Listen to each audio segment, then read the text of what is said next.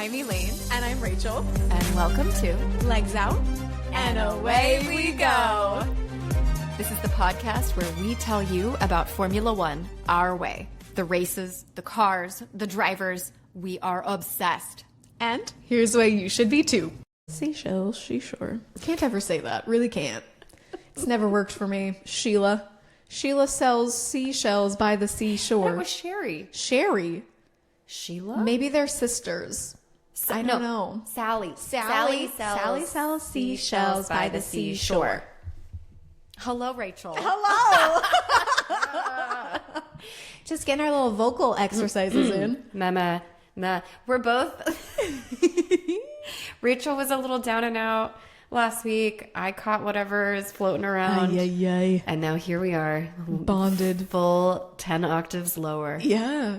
If we were Phoebe from Friends, this would be the time that we released a hit single. But I don't think I get better as a singer when I'm a little nasally. I for sure do. Do you? Yeah. And give us a little taste here. Little, summertime and the living season. Very good.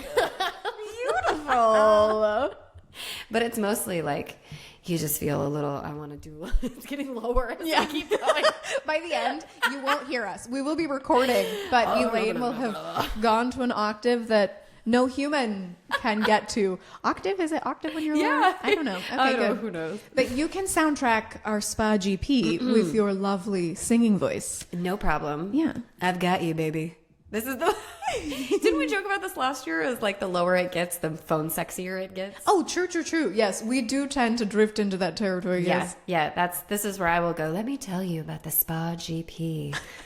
Relax. Take your socks off. Let your Unless feet you're in a public breathe. place, keep your socks and your shoes on, y'all.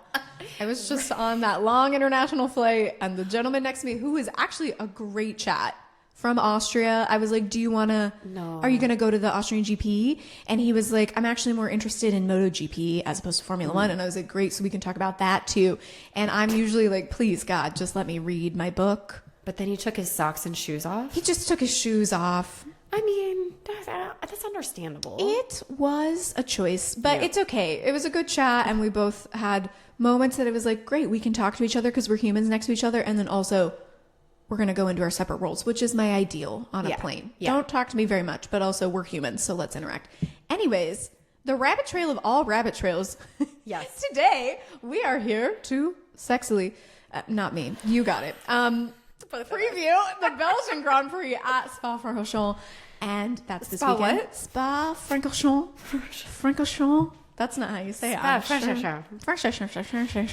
And then, as we're steadily approaching the summer break, we're drifting into silly season time. Now, is silly season actually a defined time? No, it's just when the F1 drivers want to wreak havoc and chaos upon our news schedules. But that creeps ever closer. So we're going to give a little bit of the rumor speculation, and then finally we'll wrap up with like, hey, who we think is going to win in Spa, because I think it's going to be an interesting one. I'm really excited. I can't wait to hear your predictions. But first, Rachel, it looks like you have a little newsroom. A tiny newsroom. First of all, in this week between the British Grand Prix and Spa, one of the best events in the world, and on one of my top spots on my bucket list, happened. It was the Goodwood Festival of Speed that happens in the UK. And if you were at all on the car side of Instagram, the footage coming out of this festival was chef's kiss, as Elaine would say. Oh. It was spectacular. Okay, well, tell me about it, because I am in the process of looking into buying a bar studio. So yes. I have been completely MIA this week. I am back here to sit and listen. Yeah. Tell me. Listen to the cars. Okay, well, the Festival of Goodwood, the Goodwood Festival of Speed, styles itself as motorsport's ultimate summer garden party. It's like bougie cars. They put like hay bales out for this track. You go up a hill. It's basically just car culture and actual cars all slammed into, I think it's 3 days. I'm not actually sure. But it's basically just, let's bring out the fast cars and let's play. Ooh, that's it? I mean, the RB17 that was designed by Adrian Newey. They Yes. debuted it. Like, it's very much a place to be seen, to debut some things, but it's really just a celebration of car culture. Wow. And- Love this. Yes, and we can excitingly say Yes. that it's coming to America. What? Yeah. When? We don't really know very much yet. It seems like maybe a circuit in California will be one of the places that it gets to play. But they announced this week that there's going to be an American faction. And I'm obviously still want to go to the UK one.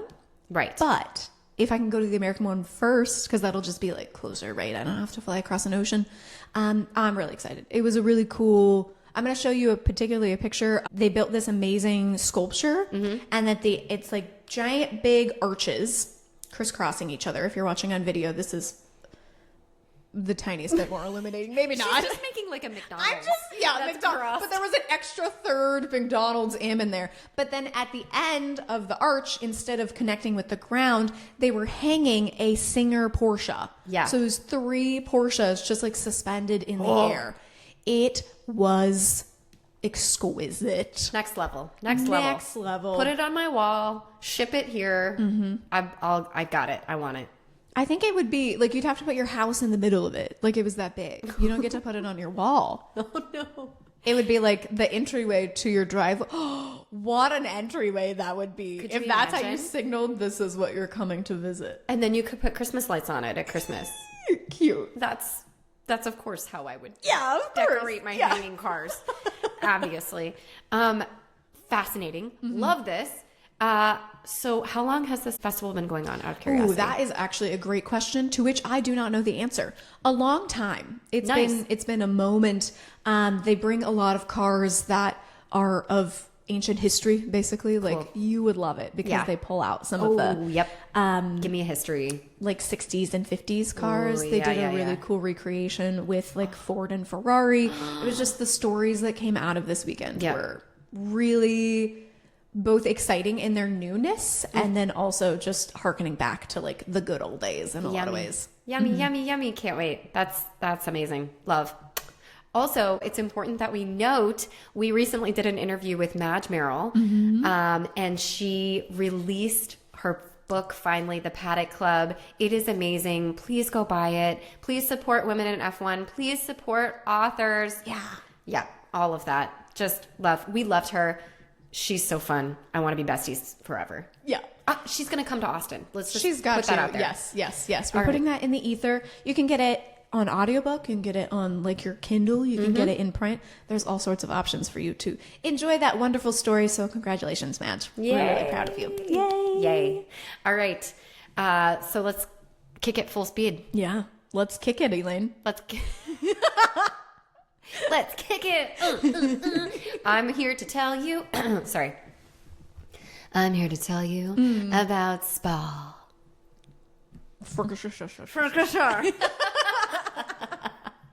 So, Spa-Francorchamps. There you go. That's how it's supposed to sound, y'all. Let me give you the track stats, as we lovingly say. This track has 19 corners. 19.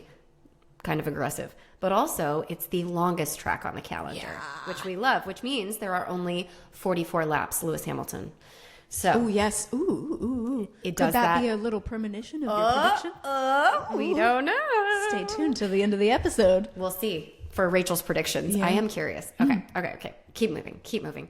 I want to highlight some corners within this track. Yes, please. There are some very famous corners. Radillon and Eau Rouge.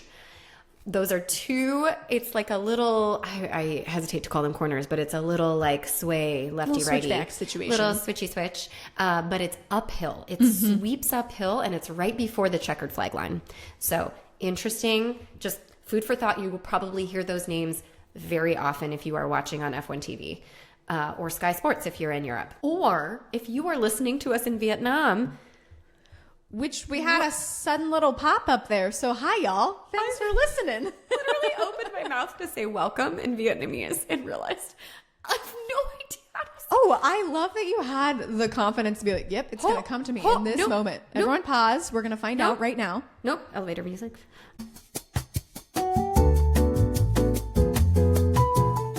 Welcome. That's the wrong one. Hey, hold on. welcome. Gold. If you are listening to us in Vietnam, chào mừng. Chào mừng. That sounds decently close to my untrained ear. Chào mừng. Well, chào mừng, everybody. Yeah. All right. Wow, that was a total car crash into the left field. You know what? You tried, and I appreciate it. I hope everyone else appreciates it. I did. We love, Rachel loves a good metric. So when she discovered we had some listeners in Vietnam, welcome. We love you. We learn. Keep hopping on. All right. Let me finish this out with our final corner famous corner moment. Whatever. Beep, boop, boop. It's called Pouhon. Yep. Pouhon. Do you know why? Oh, that was... I don't. Do you know? I don't either. No, I was hoping that you would tell me because every time it comes up, I'm like, I'm going to look up what was the origin behind that name. And each time, I don't. So today is the day. Today's the day. I'm looking it up as we speak because it was part of the... it was part of my research, and then I stopped. It takes its name from a naturally sparkling ferruginous mineral. This is just leading to more and more Googling, y'all. What does that mean? A ferruginous mineral that appears in the region and gives Spa its name.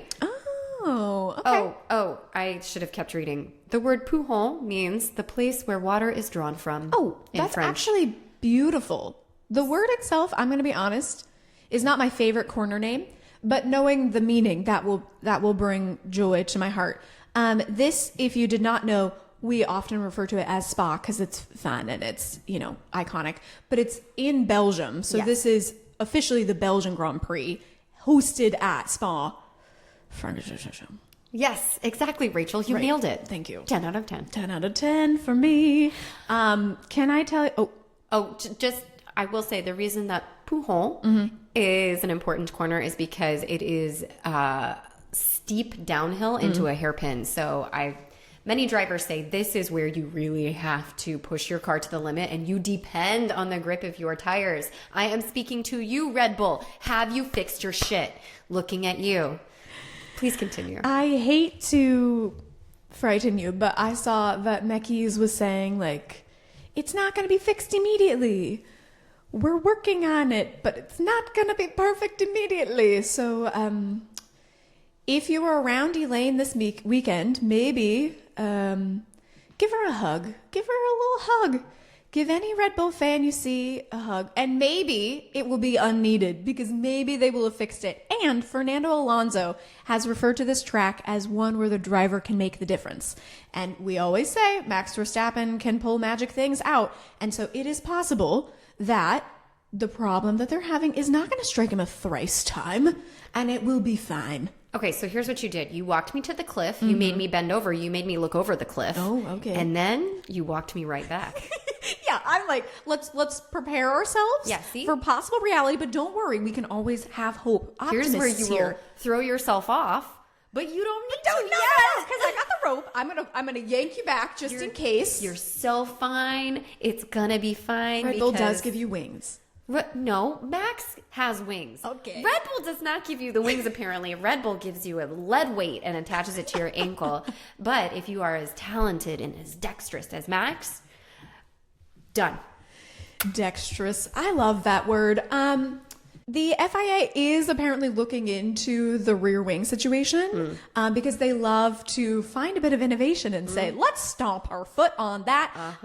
It is possibly a safety issue that's being examined because Red Bull, Ferrari, McLaren actually tried to do this. It didn't even make it out of the garage because they were like, this isn't going to work. But if you think about the Macarena wing, it has a long way to go before it shuts. Yeah. The DRS of old used to just open and close. It was a much simpler mechanism. The flipping of the wing is really cool to see, but also has more opportunity to malfunction, right? So that's something the FIA is looking into. I will keep us updated on that. As of right now, all is fine is good. The teams are, going to keep trying to see if they can exploit that technology. But hopefully as they should. Keeps them landed in Spa. All right. Well, that's good. Just two famous moments I would like to share because this track is so famous. It was first started in 1950. So there's plenty of years where legends and lore abound. Yeah. Actually, there were races run there even earlier. 1950 was the first Formula One's maiden championship. Yes. But I think, let me pull this off the top of my brain. I think the first Spa race was ran in 1924. Ooh. So the track has been around for a long time. Okay. Longer. It would have been old even when Formula One was like, hey, let's do our first season. F1 year one, go. Anyway, 1950. And then we got history to abound. Yes. Nigel Mansell and Ayrton Senna. This is 1987. They had a huge collision. This was something where Mansell was making his way up the field. He was trying to gain this victory for Britain. He was so excited. And then he got really aggressive with Senna. And what did Senna do? Senna said, go fuck yourself. I'm not moving. You want me to move? No, you move. And they... And they both moved. Yep, they both moved right off the track in a gentle swizzle. Senna had to retire, but Mansell sort of limped his way back on the track. He did not win the race, though. He was anticipating it, but because he took a curve too aggressively and Senna refused, essentially, to cede the space. Yeah. Boop, there they go. There they go. All right, 1998. Rachel, who did you meet? Who is the famous? Mika Hakkinen. Yeah, The Mika flying Hakkinen. fin. Every time you say that, I think you're going to say the flying fish. He's not. He didn't give me fish vibes at all. Not that many humans do, but I feel like some people you're like, yeah, you're aquatic. He was not at all aquatic. This was a grounded man. He's a brick house. He was shorter than I thought. But sturdy. And did he give me a great handshake or what? It was a solid handshake. He did. He did. Yeah. Great. Yeah, that's great. Okay, anyway, what did he do? Good handshake. 1998, Mika Hakkinen and David Coulthard, who we know very well because David is one of the commentators that we listen to every single weekend. Well, apparently in 1998, at the time, this was dubbed the worst start to a race in history. I just watched a little clip of it. Yes. Freaking chaos. You think, oh, that's chaos. Yep. And then it keeps going and you're like, okay, capital C chaos. And then it keeps going and you're like, okay, capital CH. And then by the end, I feel like the S was the only thing that was, not capitalized. No, everything was capitalized. Pretty much. Yeah. Just on the opening alone, Mika Hakkinen goes to take this first sweep up the hill to the turn. And what does he see? David Coulthard facing him the wrong way. That's a big red flag. They had to completely restart the race. Mika Hakkinen spins off. It's just pure chaos. So will this be a little inkling for what we will see this weekend? Maybe. I hope so.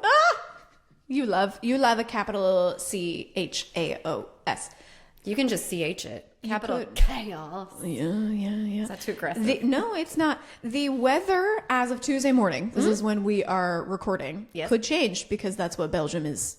Actually, which country says they don't have variable weather? Can we just admit that everyone has variable weather? Yeah. Anyway. Sure.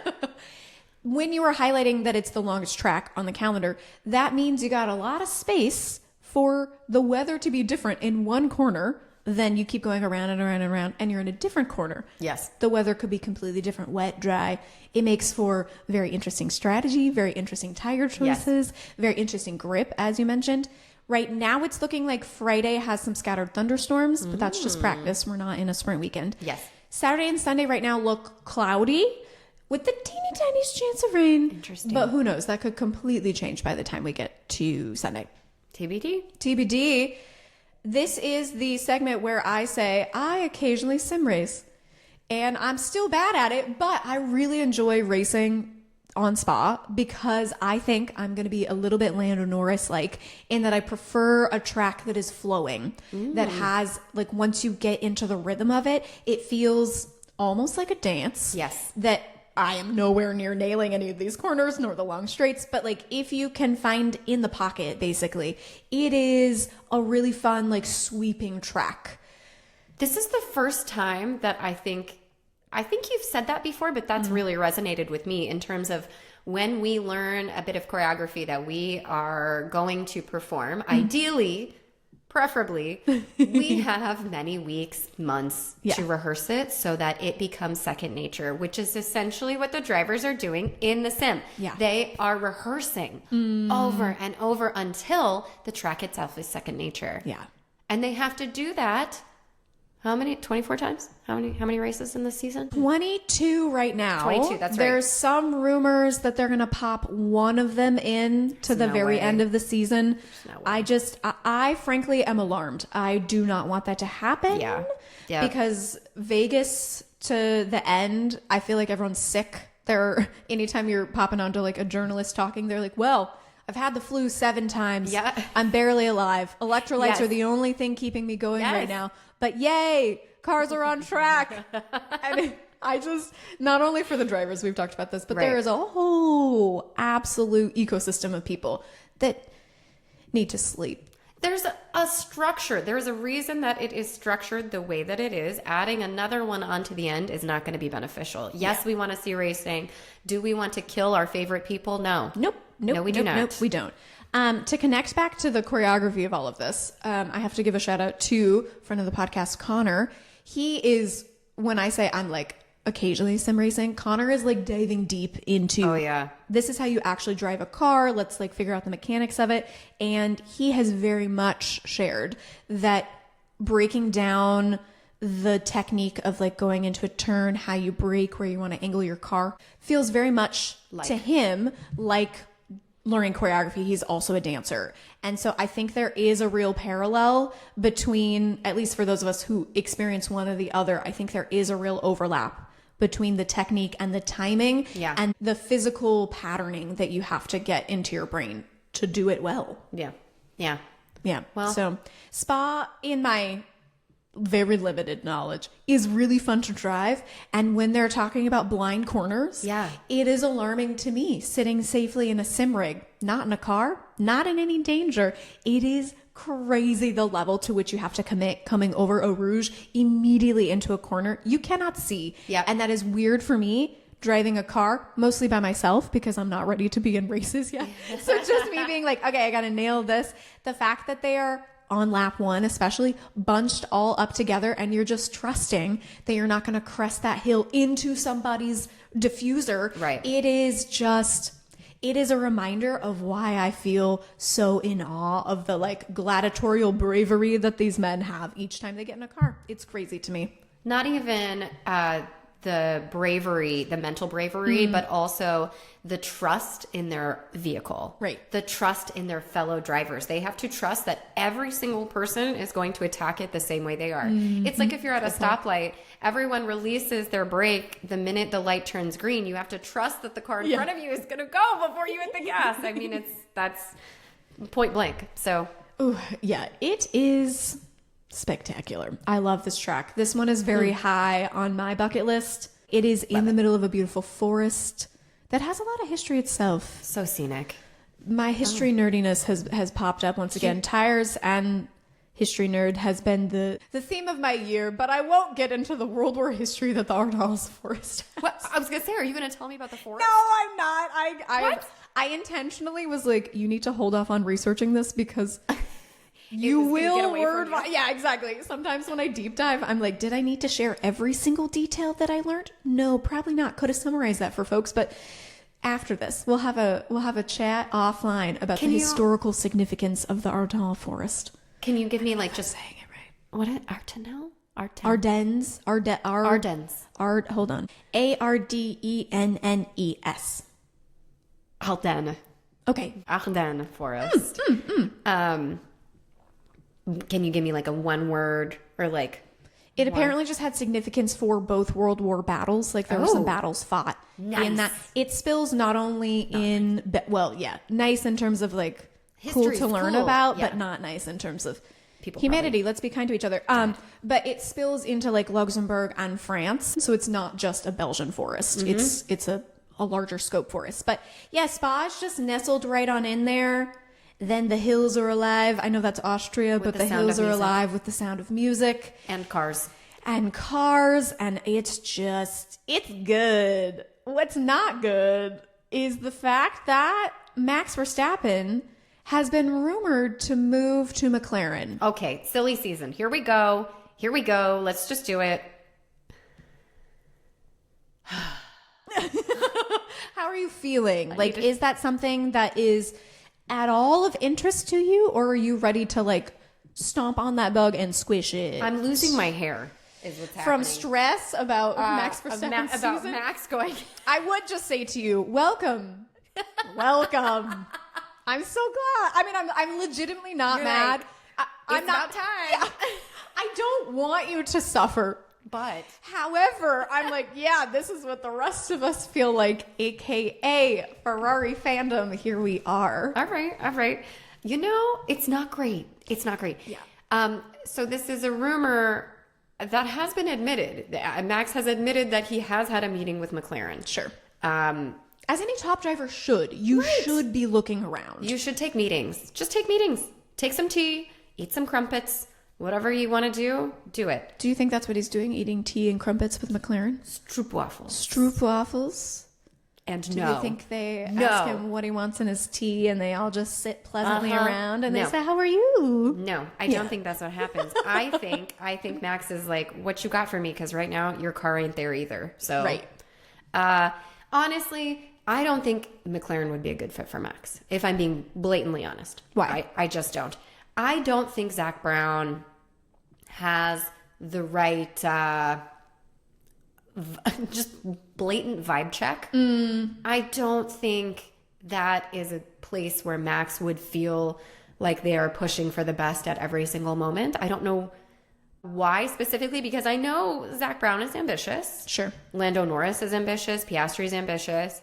However, I think Max would do better at Mercedes. If I'm going to be honest, I think he should push to be at Mercedes. Interesting. Team Verstappen. Always. In all ways. Now, George can just go take a quick little hike into the Ardennes. Les Ardennes mountains, forest. And someone can find him. The tea and crumpets. Yeah. I'm sure he probably packs his little hiking backpack very well. With a little picnic for tea. A Haas might be looking for someone new. Oh, but you think George Russell's going to go to Haas? Esteban Ocon can Esteban Ocon might move to nowhere. So a seat is open for you, Georgie Poo. I am definitely of the opinion that Esteban Ocon is done this season.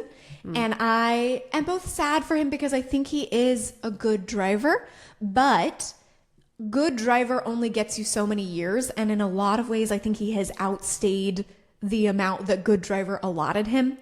I think that for a little while, the need for experience had outweighed the need for like on the edge speed. Yep. And teams were feeling a little reticent to put in new people. Right. And I think we've turned the page on that. And there's so many talented rookies coming up.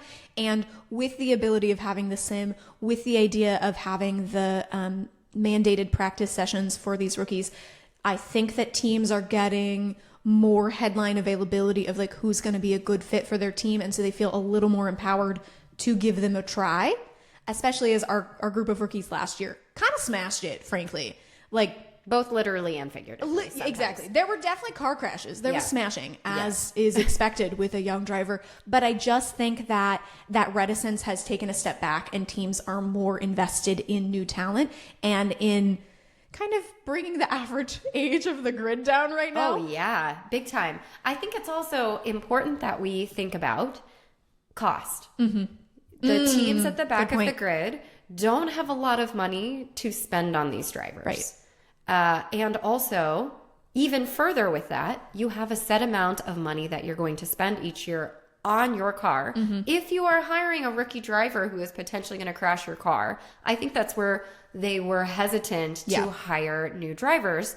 We have a cost cap of here. We cannot go over that cost cap. At least we know if we have Esteban Ocon, he might not be able to push the machinery as far as somebody else to the brink, Oliver Behrman, who is now 15 points ahead of Esteban Ocon. Which, frankly, is not even showing the full picture because Ollie's had some issues. Ollie got torpedoed into recently. He should have more points, but I think that's a great point. So, I mean, I don't disagree with you that this might be Ocon's last year. Yeah. And, sad. RIP. And moving on, I do think it's important to note that driver salaries are not part of the cost cap. Oh, yes. However, some of these teams are not meeting the cost cap. Right. Like Mercedes, Ferrari, those top teams, they are being harnessed by that cap. Mm-hmm. However, many of the teams at the back of the grid are just struggling to spend as much money as they can and are not going to touch the cost cap. So that's actually a great point on cost. Yeah, because at a certain point, I feel like Ocon is going to not age out, but like salary out of being worth the balance of experience. Yep. Here is who I think is going to take that spot. Are you ready? Yeah. Liam Lawson. I have... yeah, I know. Hold. I have absolutely no facts to back this up. I just feel like a month ago, I was like, I think Liam Lawson is going to be at Haas next year. Interesting. As we just said, Ocon is gone. But they still need someone who's like a good pair of hands because they need to be preparing for the fact that Oliver Bearman, whenever Lewis Hamilton leaves, is not seeming like it's quick. But at some point, Oliver Bearman is going to move up to Ferrari. There is a certain point where Hamilton stays so long that Ollie Bearman like misses this golden window that everyone feels like he's a shoo-in for. Okay. But as of right now, I think that is the move. I don't know if I need to harp on this, but going back, I really do think that Ocon missed opportunities that he could have had. I don't think he's one of the top 5 drivers. Oh, no. But could he have done better things with a better car? We wonder this all the time. Is it the machinery? Is it the driver? What percentage of what? I know right now, Max is that percentage that's keeping the Red Bull up there. However, what could Ocon do in a Mercedes? Here's the thing, though, is that Toto Wolff managed him for a long time. I think is still his manager. Ocon got the chance to test in some of the bigger teams. Like, he was in the conversation enough times that I think he was looked at in good conscience and dismissed. That's so much worse. Like, I think that he got the chance because everyone accepted that he is a good driver. He had a lot of talent, but just wasn't going to be a championship winning driver. I think that's what was determined. Oh my God. And so I think that's why, unfortunately, like, he seems like a nice guy. Like, a nice guy doesn't cut it nice in guy Formula does, One. it just doesn't. And so that's why I think that Liam Lawson will be a good fit for that team who, even though Lawson is not American, I feel like he gives the tiniest smidgen, the like LaCroix amount of flavoring that Haas needs for America. You know, like LaCroix, they say raspberry. And you're like, Pamplemousse. okay, a raspberry breathed near here maybe one time. That's what I feel like Lawson brings, like just that little shade of American that Haas wants to keep the connection, but then also not really be fully American. Not American, but I feel like he checks that box kind of for them. And I think that Liam Lawson this season is proving that he is a good driver, maybe even a great driver, but I just don't think it offers him any... I don't think Red Bull offers him any reason to stay within that family. Yeah. They are not going to put him back up in the main team. They're just not. Even if he drove the frickin' wheels off the V-carb or whatever we're calling it this year, they're not going to retake that chance. And I'm sad for him because in many ways it was their fault. But he just didn't prove what they needed, and so they're not going to give him a second chance. He never should have been in the Red Bull. Absolutely not. Never. Nope. They should have moved Yuki up right away. And yes, Yuki is now out, but he's still a test driver. So there's always that. But also, I agree with you. I think he actually has the makings of a very good driver. He has the capability to be a great driver. And I don't hate it. Yeah? He might be good at Haas. I feel like it would be a good fit. Now, there have been a lot of other people that are being talked about for that potential seat. Several of the Formula 2 drivers. One Formula 2 driver in particular is Nikola Solov, who is a Bulgarian driver who is part of the Red Bull Junior Academy. Okay. And there were a lot of rumors floating around about 2 weeks ago that he was guaranteed a Red Bull seat, like guaranteed a Formula 1 seat for 2027. Now, multiple of the Red Bull team has come out and said, like, no, we didn't say that. Do we ever trust them ever? No. But I feel like there is a good chance that he could end up alongside Arvid next year because they need to decide if they are a junior team or if they're not. I mean, they obviously are. I don't think this is any like, what? Whoa. Like, it's obviously a junior team. Sometimes they produce a better car than the Red Bull. I will say that. More stable car. I don't know if they're producing a better car, but just a more accessible car. Yes. But if you bring Lawson back down, several years ago, they brought Daniel Ricciardo back in. Like, these are not junior drivers per se. Right. And so I feel like they've been in kind of a mid-range for a little while. And I think they need to decide if they're going to establish themselves as their own separate entity or if they're going to be a junior team. And I feel like they're going to swing back towards being a junior team. Yes, agreed. On that vein, do you think Hajar is going to stay? They're going to extend Hajar's contract at Red Bull. Here is another prediction for me, is that I don't think anyone at the top teams is going to move. And you think they're going to extend all of the top teams' drivers? Yes, not for lack of want, but just kind of like a stalemate. Ugh, I don't disagree with you. I honestly think they're going to re-sign George and at Mercedes, and that really just poofs the wind out of my sails. Like, can't we just get a little momentum? And it's very possible that this is going to, a la Carlos Sainz, a la Lewis Hamilton, like chaos that they undid several seasons ago. If Max does indeed make one of these moves that are being rumored, then of course everything's going to shuffle and it's going to be insane. And if Max leaves, that's the tricky thing, is if Max leaves, do you really keep Hajar? Like, he's good. Yes. But you need, if you're going to keep Hajar, then you need a Max level leader to come in because Hajar isn't a leader yet. Okay, well then who if Max leaves, say he goes to McLaren, who is he replacing? Piastri or Norris? I think he'd be replacing Piastri at this point, which is frustrating. Now, Zach Brown has come out and said, now, of course, here's what we could offer at McLaren to Max Verstappen, but we're really happy with the lineup that we have. And so he's 100% playing that little line. Here's all the dicks that he is trying to suck to keep this ship afloat. So sorry. That was the most aggressive analogy I could make. But literally, that's how I feel about it. I think it was really the hand gesture. You're not watching on YouTube, girl. What are you even doing? Get the YouTube up. Oh, incredible. You're going to try to bleep them out. Do like 7 different sensors all around your head. Like, that would be amazing. Fully pixelated. Yeah, it's just you go blank for a little while. Elaine gets blurred. Suspicious hand movement. Yeah. YouTube flags us. It's fine. Anyways, I agree with you in that this is, I don't actually know what thread we were going on, but I agree that Zach Brown and Max are just not a personality fit. I could see him at Mercedes. Couldn't see him at Ferrari. I know that always, as we then talk about him, he needs a team that he can be in complete control of in a lot of ways. Oh, yeah. And that's why I think he's not going to move, is because Red Bull's not giving him the car, but they're also really the only team I see on the grid right now that is going to say, this is the Max team. Yeah.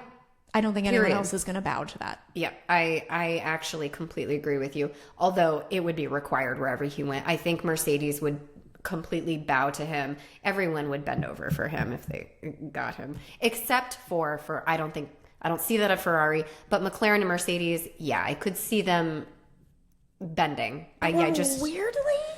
Sorry. I think it's Mercedes or bust. But I think we're weirdly at a point in this season where the tide has turned just enough that I think you'd have to consider not fully giving way away from Antonelli.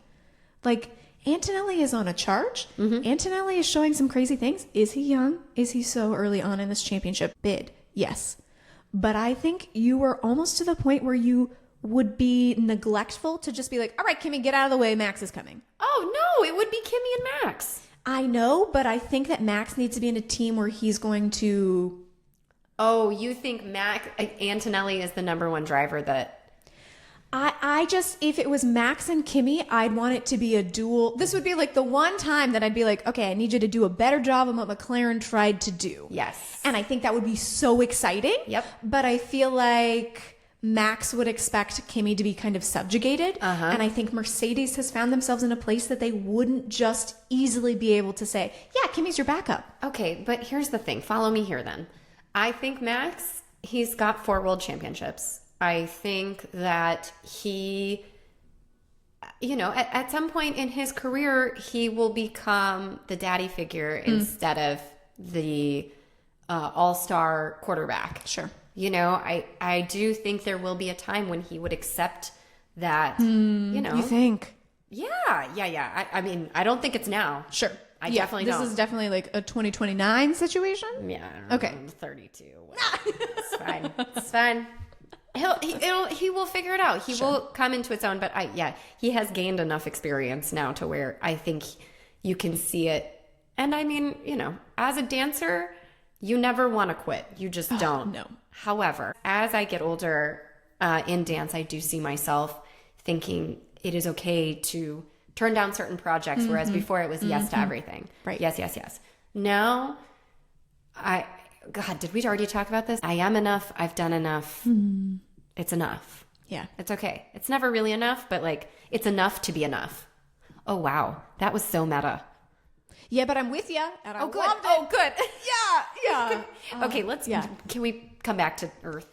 Yeah. Franco Colapinto? Yeah. Do you think he's going to be in 27 or no? Franco, baby. Let's keep Franco. Let's keep him. I shall keep Well, him. that's because you're biased. I think he's gone. I think the man is gone. Can I tell you? He is 13th on 18 points. Pierre Gasly is 9th on 42 points. What, when you put it like that? I know.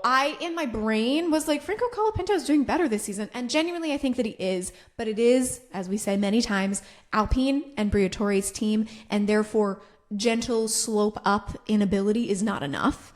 And so, especially with them coming in with a big new name partner next year, I very much think that they are going to need something pretty crazy out of him. And I think they're preparing to replace him. Very likely, now I have not actually seen this in terms of reporting, but in my brain, very likely it will be Gabriele Mini, who is in Formula 2. He's one of their academy drivers for Alpine, and he's second in the Formula 1 2. In the Formula 1 2. Good. It's very clear that I always say Formula 1. 1-2. In the Formula 2 championship standings. And the man is fast. The man is talented. And not that I think he's going to be like immediately outright better than Franco Colapinto, but I think the ceiling is looking like potentially higher. Rachel, you know who has 0 points this season? Valtteri Bottas. And Fernando Alonso. Mother, no! If I could flip you off in my consciousness, in my conscience, and be okay with it, I would right now. You can flip me off. You know what? You know what? I'm going to keep saying, in equal machinery, Fernando Alonso won, just in case. That was a blow for a blow, wasn't it? You said, I'm hurt. Let me stab you. It's called Titty for Tatty. Here we are. Let's play. I take it back. I love you. I love you too. It will heal. These wounds will heal. All right. Well, now that we've Machiavellined. Yeah, we said we were just going to slowly go down and register, but instead we've stabbed each other, and that's the end. We've elevated. We will bleed out together, holding hands, knowing that we took each other out with grace. Go into the Starry Night. Oh, that's hilarious. Okay, right. I think there are tons more rumors, but I feel like we've given it a solid whack, haven't we? Did. Yes. Yeah. That piñata is cooked. Ooh. Do you like piñatas? I love piñatas. Amazing. Okay. Do you like piñatas? I feel like I'm ambivalent on piñatas. Piñatas and me, ambivalent. I don't have any thoughts. Is it too violent? I just think I don't think the candy is ever good enough in it for it to be the reward that I want. That's why you and then have it sprays on the ground, and I'm like, do I want to pick up the dirt candy? You could fill your own. You could do a piñata and make it full of like wrapped macarons. But then you would smush them. Yeah, I'm more like when you do it at a bachelor party, it's filled with like little liquor bottles and condoms. Yeah. Have you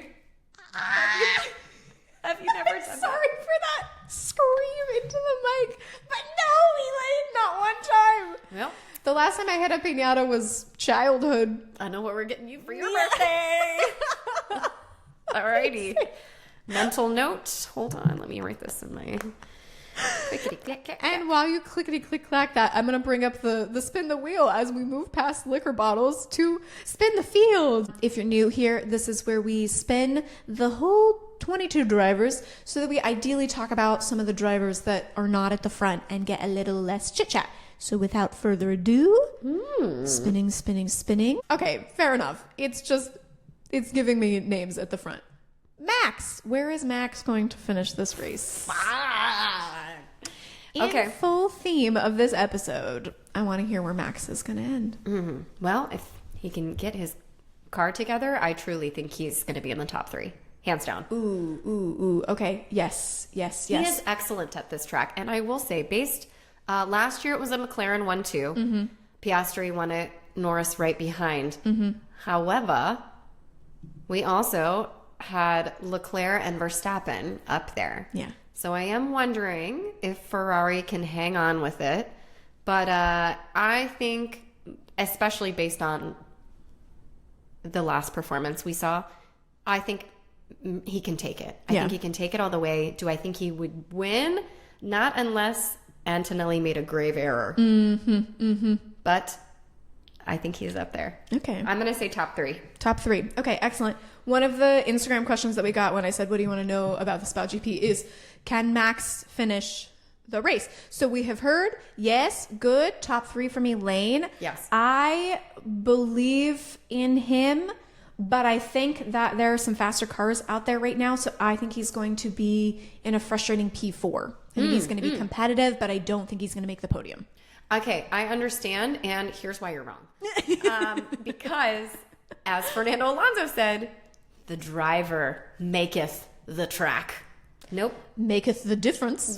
Yes. To conquer the track. And if anyone's going to excel at conquering their car to get on to conquer the track, it was a lot of conk. Sure.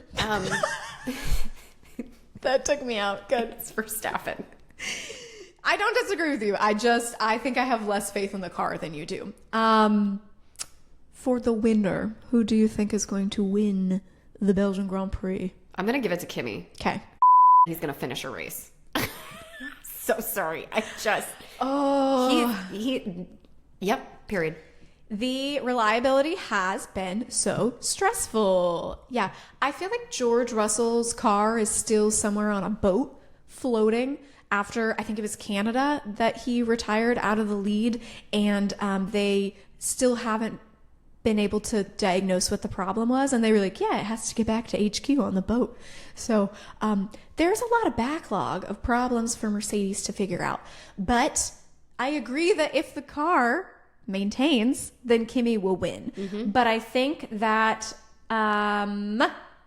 I have a lot of faith in Lando at this track. This is one of his favorite tracks. Oh. And so I think he is going to be, I'm giving you apparently the whole podium. I think Lando is P3. Oh. I think, I don't like this. I had thought I was going to say Hamilton is in P2, but then I was like, well, that means Charles is as high as only P5. Mm-hmm. Restructure. No. I'm gonna keep it because also reverse psychology is great. P2, I think it's gonna be Hamilton, and I think P1 is gonna be Antonelli. Mm-hmm. So there you have. That's my top 5. More than you asked for. No, I like it, but I'm excited. I appreciate it. I am a little bit nervous for the Ferraris if this is a wet, dry track. Mm-hmm. They have been doing great on strategy. Hear me, hear ye. Strategy has been great at Ferrari. Keep it up. Okay? Yep. Okay? Keep it up, y'all. So let's not freak out. Of me having a mental breakdown. Just have cute little mentee bees all weekend. It's fine. Everything's fine. Yeah. Okay. So love it. Okay. I hope that everyone has a lovely spa weekend. If you could fit in an actual trip to the spa, that seems like it would be really on theme. And necessary. Yeah, maybe then we could have our normal voices back by next week if we went to the spa. But I am so excited for this historic track. Love. All right. Well, thank you for joining us. We will be back next week to recap the Belgian Grand Prix Spa. Francorchamps. Exactly. Mm-hmm. If you are not subscribed, please subscribe to us and rate and review. That also gives us a boost, apparently. This is what Rachel wants in life. It is. Just give us a little extra boosty Rooney. And we love you. Yeah. Thanks for listening. And so with that, it's legs out. And away we go. We'll see you next time.